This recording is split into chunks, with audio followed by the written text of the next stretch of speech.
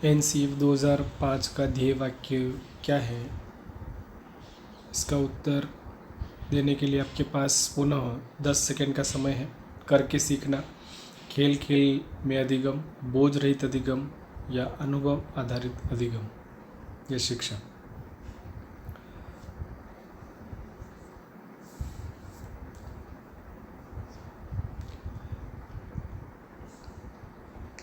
NCF 2005 का ध्येय वाक्य बोझ रहित अधिगम है, अर्थात learning without burden. Learning without burden या लर्निंग विदाउट बर्डन, बोझ रहित अधिगम, इसका ध्येय वाक्य कहा जाएगा, जो तनाव एवं बोझ मुक्त शिक्षा समिति 1993 द्वारा पहली बार उसे एक थॉट के रूप में दिया गया।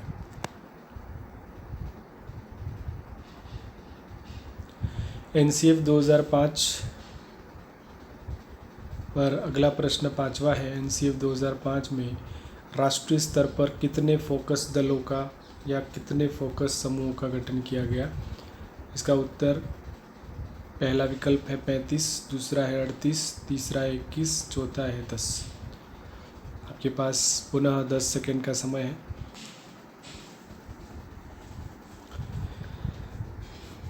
इसका उत्तर होगा राष्ट्रीय स्तर पर 21 फोकस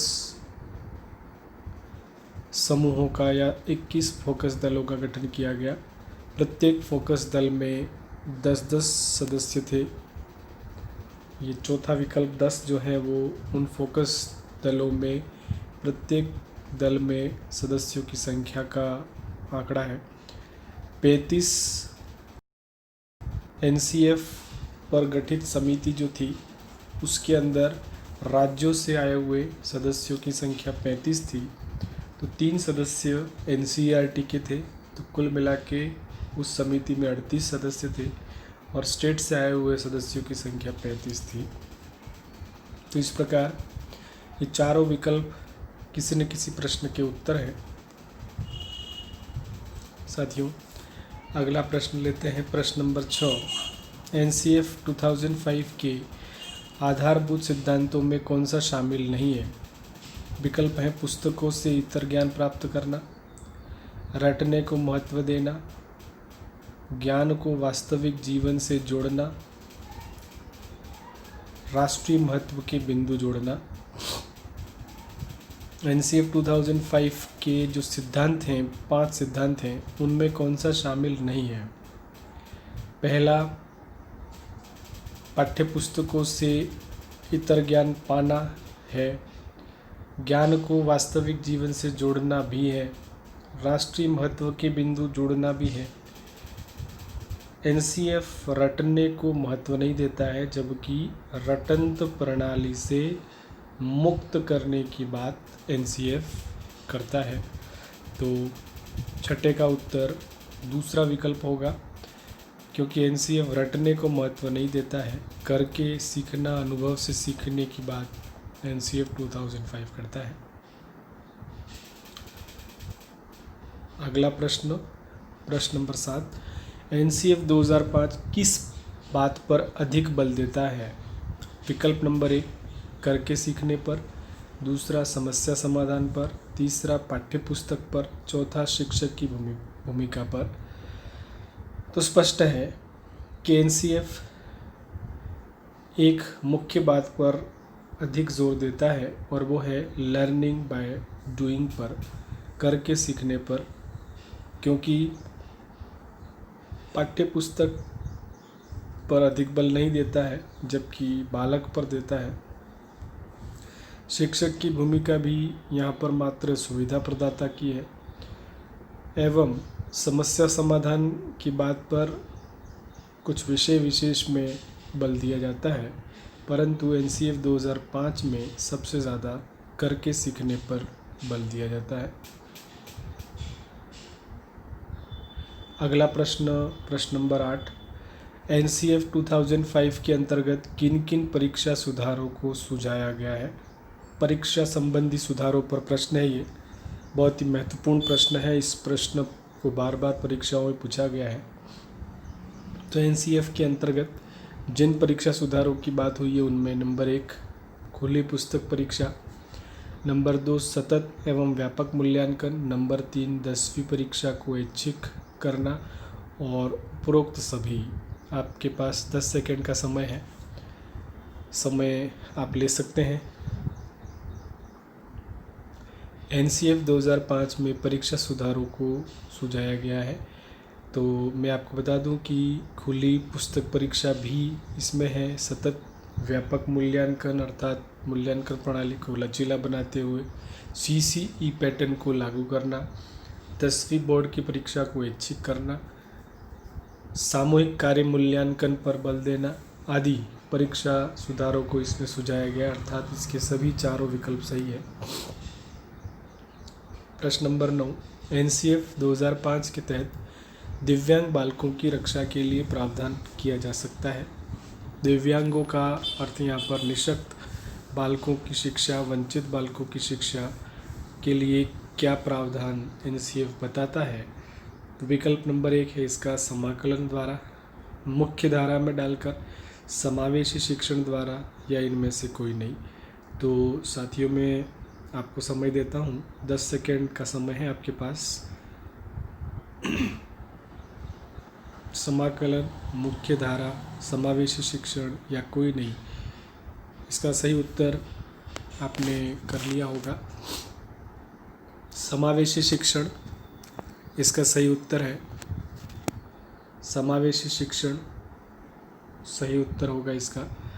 इंक्लूसिव एजुकेशन से दिव्यांग बालकों की शिक्षा के बारे में विचार किया जा सकता है, अर्थात उनके लिए जिस प्रकार की शिक्षा व्यवस्था या शिक्षण विधियों का प्रयोग या उनके लिए जो विशेष प्रबंध करके उनकी शिक्षा के लिए प्रावधान देखा जाता है।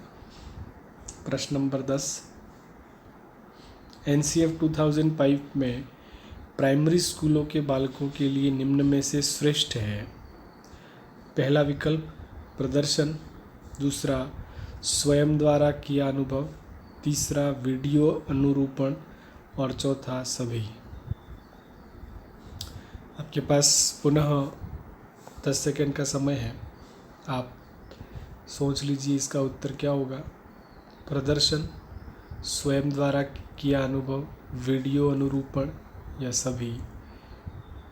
प्राइमरी स्कूल के बालकों के लिए सबसे श्रेष्ठ होगा स्वयं द्वारा किया अनुभव, मतलब लर्निंग बाय सेल्फ एक्सपीरियंस। ये प्राइमरी स्कूल के बालक के लिए सबसे अच्छा होगा। प्रदर्शन और वीडियो अनुरूपण भी उनके लिए प्रयोग में लाया जा सकता है, लेकिन उससे भी ज़्यादा यदि कोई बात उनके लिए लाभकारी हो सकती है तो वो लर्निंग बाय सेल्फ एक्सपीरियंस या learning by experience, learning by doing he हो सकता है। प्रश्न नंबर 11, एनसीएफ 2005 के अनुसार शिक्षक की भूमिका क्या है। तो पहला विकल्प है सर्वोपरि, दूसरा है सुविधा प्रदाता, तीसरा प्रेरक की भूमिका और चौथा है विकल्प 2 और 3 अर्थात सुविधा प्रदाता और प्रेरक। आपने यदि ये टॉपिक पूरा पढ़ा है, पहला भाग और दूसरा भाग, तो इसका उत्तर आप कर पाएंगे।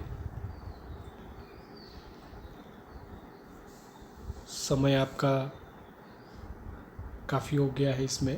एनसीएफ 2005 के अनुसार शिक्षक की भूमिका सुविधा प्रदाता और एक प्रेरक के रूप में हो सकती है।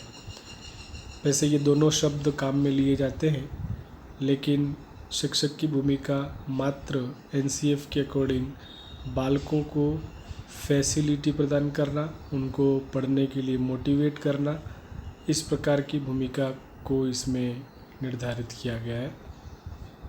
इसका उत्तर होगा 2 और 3। अगला प्रश्न है प्रश्न नंबर 12, NCF 2005 की भाषाई सलाहकार समिति के अध्यक्ष कौन थे?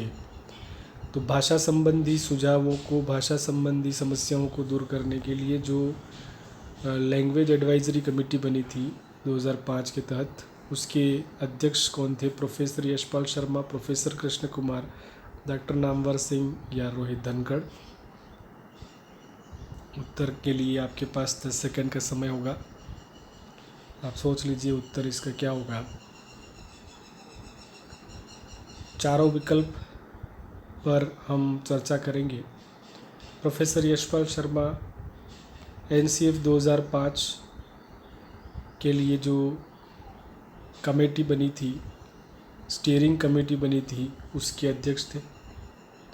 प्रोफेसर कृष्ण कुमार उसी NCF 2005 के निदेशक पद पर काबिज थे।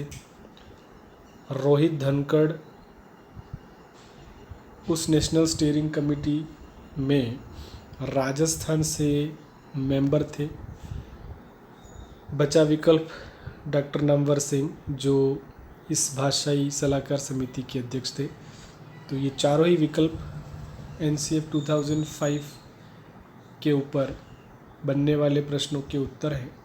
यशपाल शर्मा NCF 2005 की स्टीयरिंग कमेटी के अध्यक्ष, प्रोफेसर कृष्ण कुमार निदेशक, नामवर सिंह भाषाई सलाहकार समिति के अध्यक्ष और राजस्थान से सदस्य रोहित धनखड़ जयपुर से थे। आगे बढ़ते हैं। प्रश्न नंबर 13, NCF 2005 में भाषा को जिस रूप में वर्णित किया है उस संबंध में गलत युग्म कौन सा है? अर्थात किस भाषा को किस रूप में वर्णित किया गया है? पहला विकल्प हिंदी भाषा को राजभाषा, अंग्रेजी भाषा को संघीय भाषा, संस्कृत भाषा को तृतीय भाषा, और चौथा विकल्प तीनों ही सही है, अर्थात तीनों ही विकल्प सही है। उत्तर के लिए आपके पास 10 सेकंड का समय है। NCF में त्रिभाषा सूत्र को सुझाया गया है। उस त्रिभाषा सूत्र में हिंदी को राजभाषा ही कहा है, अंग्रेजी को अंतर्राष्ट्रीय और संघीय भाषा कहा गया है, संस्कृत को तृतीय भाषा का दर्जा दिया गया है, अर्थात ये तीनों ही विकल्प सही है। तीनों ही भाषाओं के जो रूप हैं, ये रूप तीनों ही यहाँ पर सही है। अगला प्रश्न, NCF 2005 का निर्माण किस संस्था द्वारा किया गया? तो NCF 2005 CABE, central advisory board for education, NCERT, MHRD और NCTE। आपके पास समय है 10 सेकंड का। NCF 2005 का निर्माण किस संस्था द्वारा किया गया? तो केंद्रीय शिक्षा सलाहकार बोर्ड, राष्ट्रीय शैक्षिक अनुसंधान एवं प्रशिक्षण परिषद, मानव संसाधन एवं विकास मंत्रालय और NCTE। इसका सही उत्तर होगा NCERT। NCF की निर्मात्री संस्था NCERT है, जबकि NCF 2005 के निर्माण के लिए आदेश MHRD द्वारा दिया गया था। इसका विकल्प 2 सही होगा। प्रश्न नंबर 15, NCF 2005 को देश में लागू कब किया गया? यहाँ पर लागू करने का वर्ष और तिथि पूछी गई है। देश में NCF लागू कब हुआ? आपके पास 10 सेकंड का समय है।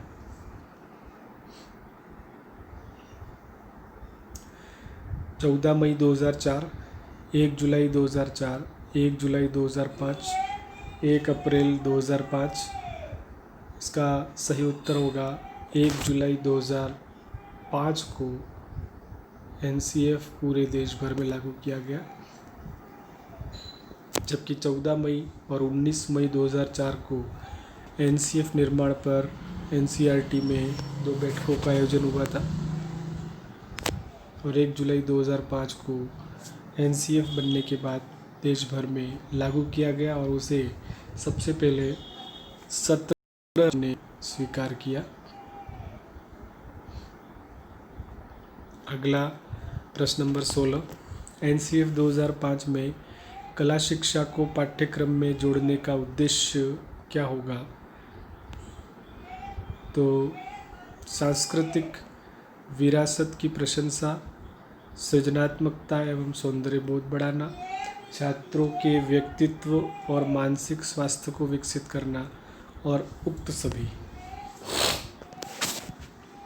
कला शिक्षा को पाठ्यचर्या का हिस्सा बनाने के उद्देश्य आपको बताने हैं। इसका सही उत्तर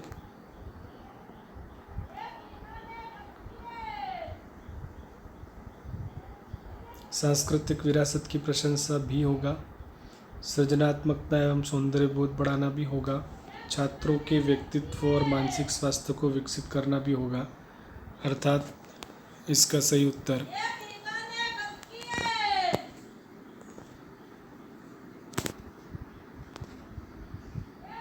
चारों विकल्प इसके सही होंगे।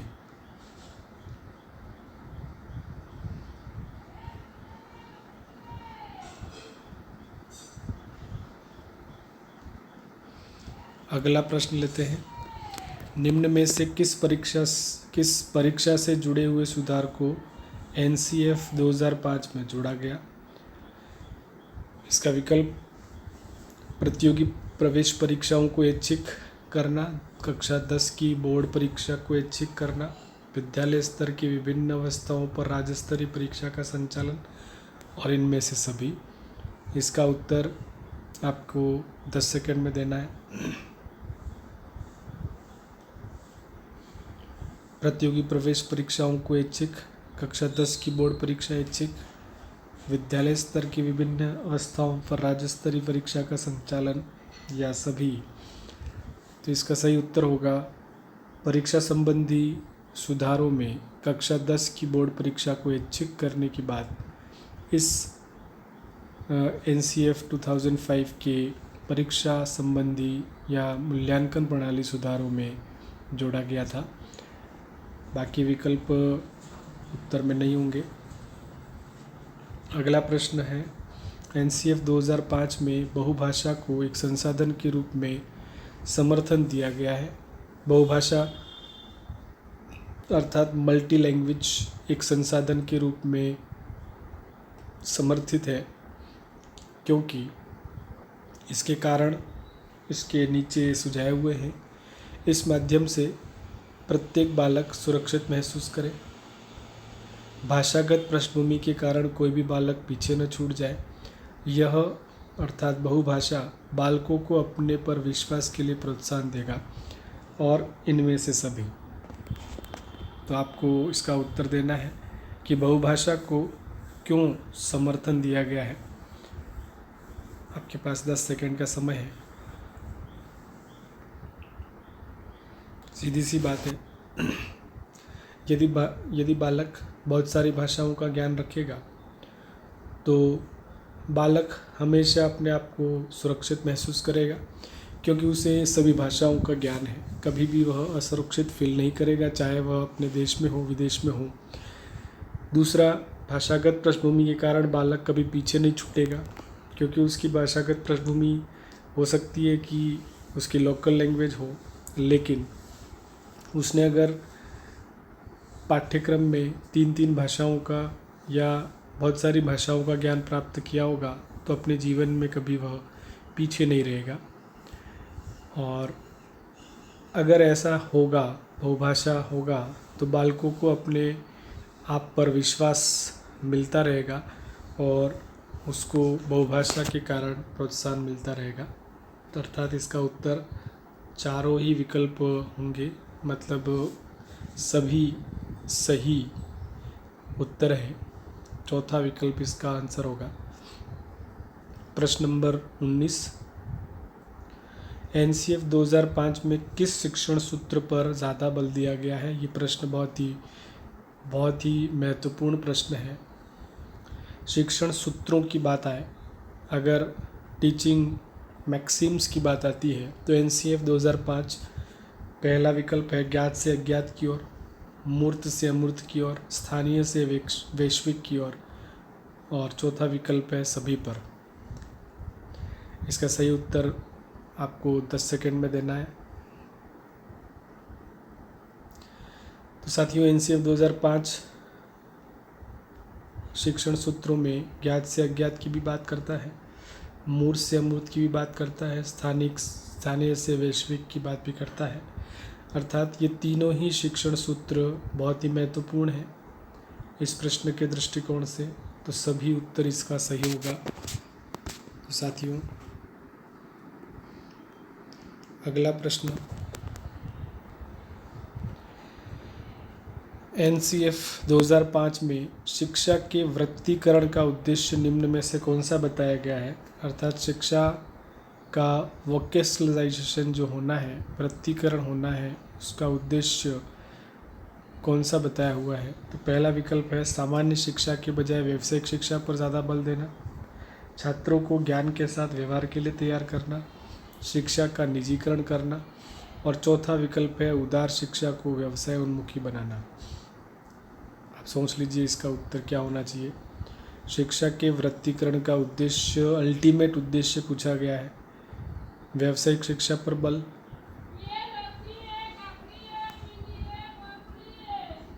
छात्रों को ज्ञान के साथ व्यवसाय के लिए तैयार करना, शिक्षा का निजीकरण, उदार शिक्षा को व्यवसाय उन्मुखी बनाना। साथियों, इसका सही उत्तर होगा शिक्षा, उदार शिक्षा को व्यवसाय उन्मुखी बनाना वृत्तीकरण का उद्देश्य है।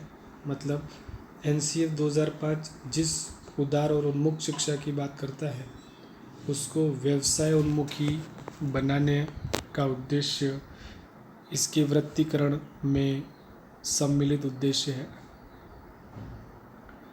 अगला प्रश्न है, एनसीएफ 2005 में गणित शिक्षण को पाठ्यचर्या का हिस्सा बनाने का उद्देश्य कौन सा सही होगा, कौन सा नहीं है। गणित शिक्षण को पाठ्यचर्या का हिस्सा बनाने का उद्देश्य कौन सा नहीं होगा। पहला विकल्प है बालकों की तर्क शक्ति का विकास गणित शिक्षण से होगा, गणनात्मक कौशल विकसित होगा, तीसरा आकलन अनुमान संबंध पहचानना करेगा, और चौथा समाज के प्रति आलोचनात्मक समझ का विकास गणित शिक्षण करेगा। इसका सही उत्तर क्या होगा, समय आपके पास है, आप समझ लीजिएगा।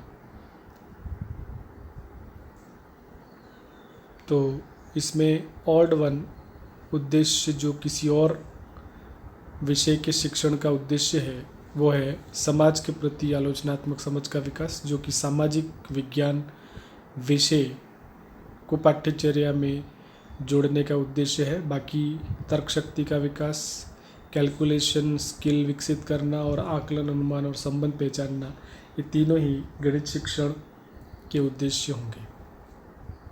प्रश्न नंबर 22, एनसीएफ 2005 में विद्यार्थी अध्यापक अनुपात कितना रखने का सुझाव दिया गया है।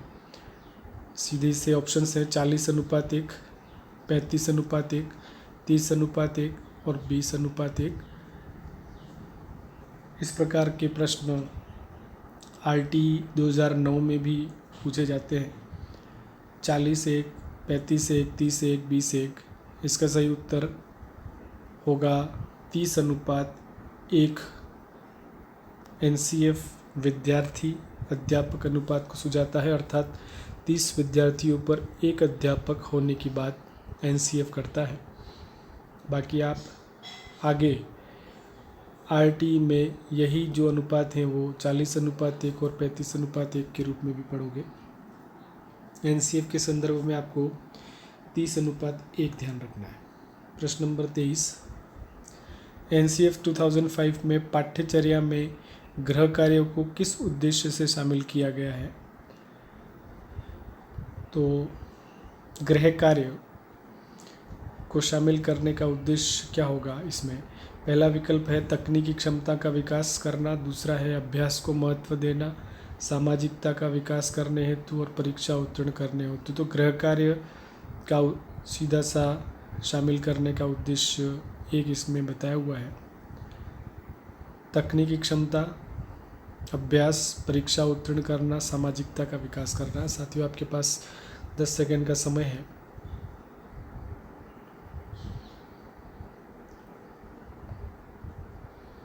दोस्तों, इसका सही उत्तर होगा अभ्यास को महत्व देना, अर्थात गृह कार्य को शामिल करने का उद्देश्य प्रैक्टिस को महत्व देना होगा।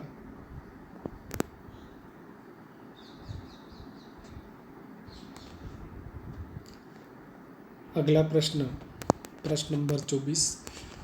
एनसीएफ 2005 के अनुसार पाठ्यक्रम किस प्रकार का होना चाहिए, अर्थात पाठ्यक्रम में किस बात पर बल दिया गया है एनसीएफ 2005 के सिलेबस में। तो पहला विकल्प है पाठ्यपुस्तक केंद्रित, अध्यापक केंद्रित, बाल केंद्रित, कक्षा कक्ष केंद्रित। आपके पास 10 सेकंड का समय है। बहुत ही इजी प्रश्न है, परंतु बहुत महत्वपूर्ण प्रश्न है। ये प्रश्न भी परीक्षा में बनने के पूरे चांस हैं। तो पाठ्यक्रम पाठ्यपुस्तक केंद्रित न हो करके बाल केंद्रित हो, इस बात पर एनसीएफ बल देता है। अध्यापक केंद्रित कतई नहीं होगा, कक्षा कक्ष केंद्रित भी नहीं होगा। तो इसका सही उत्तर होगा चाइल्ड सेंटर्ड एजुकेशन की बात, बाल केंद्रित शिक्षा की बात एनसीएफ 2005 करता है। अगला प्रश्न नंबर 25।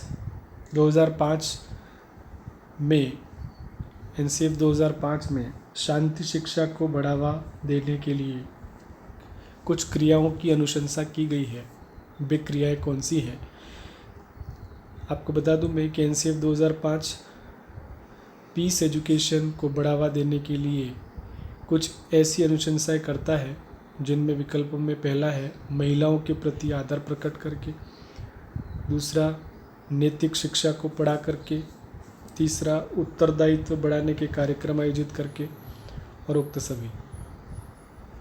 तो शांति और न्याय शिक्षा को बढ़ावा देने के लिए कुछ अनुशंसाएं जो इसमें लिखी हुई हैं, स्त्रियों के प्रति आदर, मॉरल एजुकेशन के पाठ पढ़ा करके, और बालकों में उत्तरदायित्व बढ़ाने के कार्यक्रमों का आयोजन करके।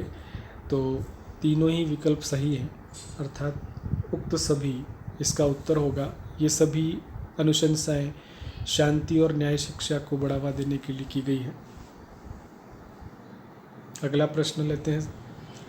एनसीएफ 2005 के अंतर्गत पाठ्यक्रम में शामिल विषय और उनके उद्देश्यों से जुड़ा हुआ विकल्प कौन सा इसमें सही नहीं है, अर्थात पाठ्यक्रम में कुछ विषय जोड़े गए हैं जिनके जोड़ने के कुछ उद्देश्य उसके सामने लिखे हुए हैं। पहला विकल्प है पर्यावरण अध्ययन को विश्व बंधुत्व की भावना विकास के लिए जोड़ा गया है। दूसरा है कंप्यूटर शिक्षा को तकनीक की क्षमता के विकास के लिए जोड़ा गया है। विज्ञान अभ्यास की क्षमता का विकास करता है। सामाजिक विज्ञान समस्या समाधान की भावना का विकास करता है। तो इसमें कौन सा गलत है? पहला पर्यावरण अध्ययन सही है, विश्व बंधुत्व की भावना का विकास करता है। कंप्यूटर शिक्षा तकनीकी क्षमता का विकास करती है।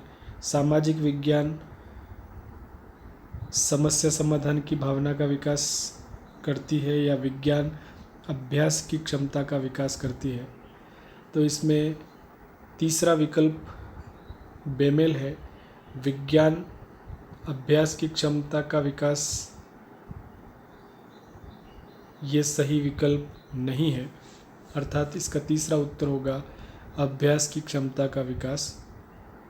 क्योंकि अभ्यास की क्षमता का विकास करने के लिए पाठ्यक्रम में गृह कार्य को जोड़ने की बात की गई है।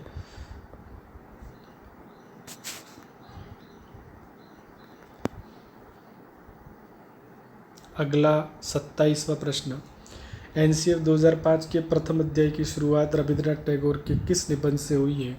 एनसीएफ 2005 के पहले अध्याय की शुरुआत इसमें टैगोर के जिस निबंध से उस पर बात हुई है। पहला विकल्प है संस्कृति एवं समाज, दूसरा है सभ्यता एवं संस्कृति, तीसरा है सभ्यता एवं प्रगति, चौथा है सभ्यता एवं प्रकृति, उत्तर के लिए आपके पास पर्याप्त समय है, सोच लीजिए।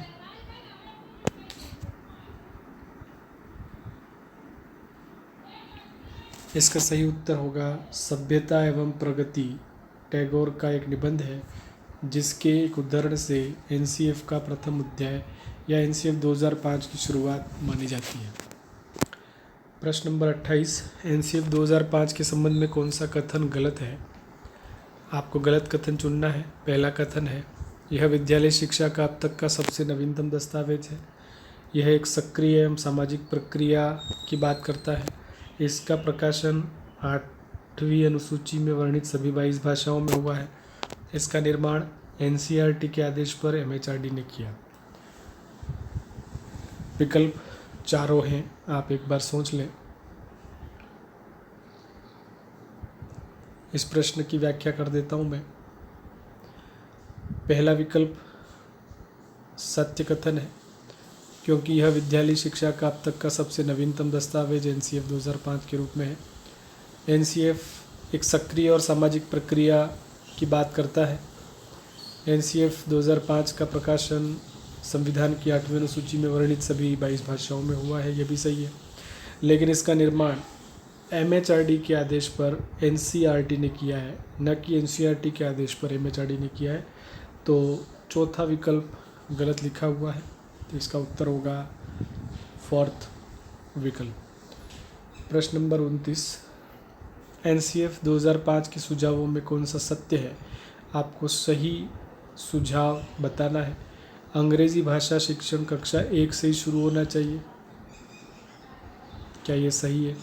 कक्षा 1 व 2 में कोई गृह कार्य नहीं दिया जाए। गृह कार्य संबंधी सुझावों में ये बात कही गई है। तीसरा है पर्यावरण अध्ययन विषय 3 से 5 के लिए होना चाहिए।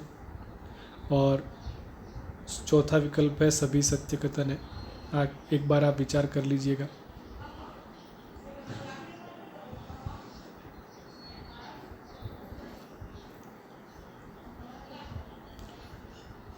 बिल्कुल, इसका उत्तर आपको मैं बता देता हूँ। पहला विकल्प सही है। इंग्लिश को पहली कक्षा से ही शुरू करने की बात की गई है। कक्षा 1 और 2 में किसी प्रकार का गृह कार्य नहीं देने की बात की गई है। और पर्यावरण अध्ययन 3 से 5 के लिए होना चाहिए, भी सही है। अर्थात सभी बातें एनसीएफ के सुझावों के तहत ये लिखी हुई सही है। अंतिम प्रश्न है, एनसीएफ 2005 के किस संप्रत्यय पर बल एनसीएफ 2005 किस संप्रत्यय पर बल नहीं देता, अर्थात किस कॉन्सेप्ट पर बल नहीं देता है? बोझ रहित शिक्षा, भयमुक्त शिक्षा, तनावपूर्ण शिक्षा, उदार शिक्षा।